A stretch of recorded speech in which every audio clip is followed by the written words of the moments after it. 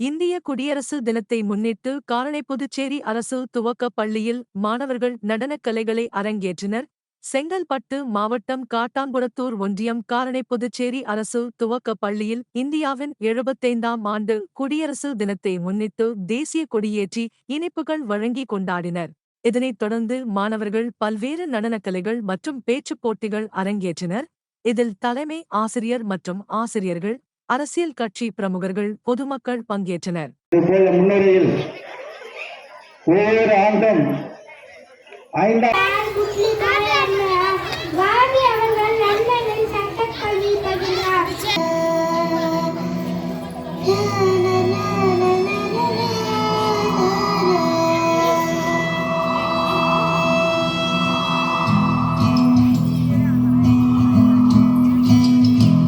வருகை தந்து சிறப்பித்து தந்த அனைவருக்கும் எங்கள் பள்ளியின் சார்பாக நன்றியை தெரிவித்துக் கொள்கிறோம்.